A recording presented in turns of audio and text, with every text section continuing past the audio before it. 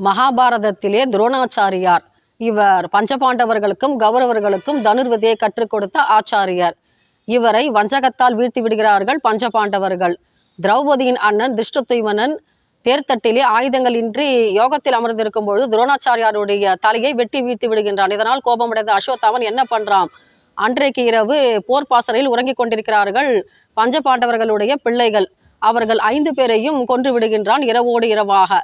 விடிந்ததும் இந்த விஷயம் திரௌபதிக்கு தெரியப்படுத்தப்பட்டது. அப்பொழுது அவள் கண்ணீரோட அர்ஜுனனிடம் முறையிடுகின்றாள். இது எங்காவது நடக்குமா? என்னுடைய 5 பிள்ளைகளையும் கொன்று விட்டான் அல்லவா அஸ்வத்தாமன் அப்படின்னு கண்ணீரோடு சொல்லும் பொழுது அர்ஜுனன் என்ன பண்றான்? தேரை எடுத்துக்கொண்டு புறப்படுகின்றான் அஸ்வத்தாமனை வீழ்த்த. அவன் காட்டில் இருக்கின்றான். அர்ஜுனன் என்ன பண்றான்? தன்னுடைய வில்லை எடுத்து பிரம்மாஸ்திரத்தை ஏவுகின்றான். ஆனால் இதை பார்த்து கொண்டிருந்த அஸ்வத்தாமன் என்ன பண்றான்? பிரம்மாஸ்திரத்தை எய்து விட்டான். இப்பொழுது 2 அஸ்திரங்களும் வானத்தில் நிற்கின்றன எதிரெதிரே. அப்பொழுது கிருஷ்ணர் மற்ற முனிவர்கள்லாம் வந்து சொல்றாங்களாம், இந்த உலகமே அழிந்து விடும் அல்லவா, பிரம்மாஸ்திரத்தை வாபஸ் பெற்றுவிடு அப்படின்னு சொல்லும் பொழுது அஸ்வத்தாமனால அதை செலுத்த மட்டுமே முடிந்தது. திரும்ப வாங்கி கொள்ள அவனுக்கு தெரியவில்லை. ஆனால் அர்ஜுனன் அதை திரும்ப வாபஸ் வாங்கி கொண்டான். யார்? மகாவீரன்.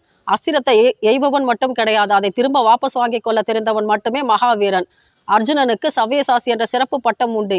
இது என்ன காரணம்னா, அவன் 2 கைகளாலும் ஒரே முயற்சியிலேயே அம்புகளை விடக்கூடிய வித்தை தெரிந்தவன். ஒரு கையினால் ஒரு தடவை மட்டுமே அம்பை எய்ய முடியும். ஆனால் ஒரே ஒரு தடவையில் 2 கைகளினாலும் அம்பை எய்யக்கூடிய திறமை பெற்றவன் அர்ஜுனன். அவனால் அஸ்திரங்களை விடவும் முடியும், அதை திரும்ப வாபஸ் வாங்கி கொள்ளக்கூடிய திறமையும் உண்டு. இப்பொழுது புரிகின்றதல்லவா நமக்கு அர்ஜுனன் ஏன் வில்லுக்கு விஜயன் என்ற பெயர் பெற்றான் என்று. ஜெய் கிருஷ்ணா.